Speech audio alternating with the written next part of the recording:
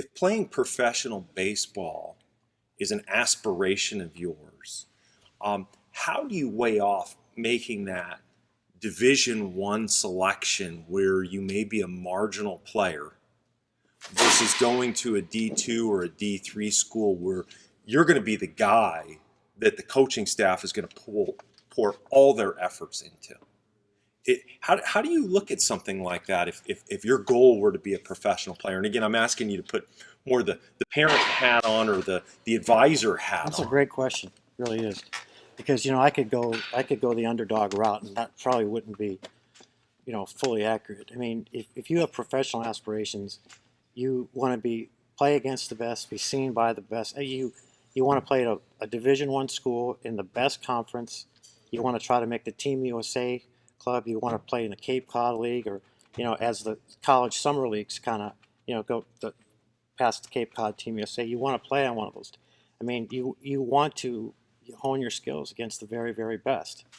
There's no problem with that. I absolutely respect that. But it's very tough for a young man and a parent, especially parents, I think, to be honest with themselves. You've got to play. I mean, you can sit on the bench at Vanderbilt and Stanford, and you can play somewhere else.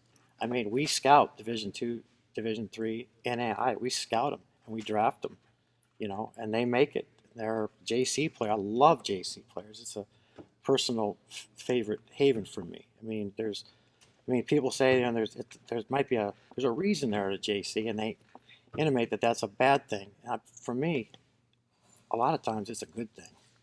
No, that's great. So it sounds to me like one of your adages that you always say, you have to be on the field when your fruit ripens, and if you're sitting on somebody's bench, you're not necessarily giving yourself the best chance to make it. Well, one thing is, ask yourself who you are. Are you a baseball player? Is that what you are at heart? Are you a player, or are you I wouldn't say a dreamer? Or are you a guy that kind of wants to fulfill your dad's dreams?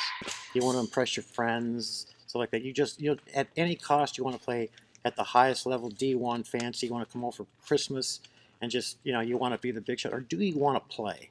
Now somebody's got to play Division I baseball, and the better players usually play there. But do you want to play?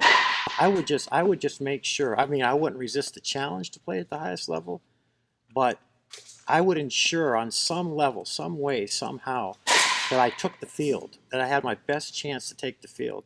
And that's not saying meeting the challenge and trying to beat out the All-America, the incumbent at the big university. Hey, if that's who you are and you want that challenge, but there is a reality check in this. Do you really want to play? Do you like to play? And that's the most important thing. Get your at-bats, get your innings, develop, work hard. And if you really like baseball, you really enjoy it, it's really in your blood,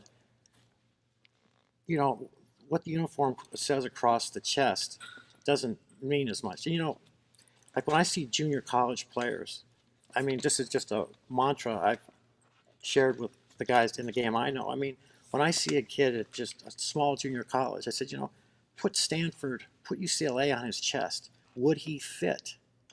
What that guy right there at one of those big schools, if you put at small junior college, who would really be a better player?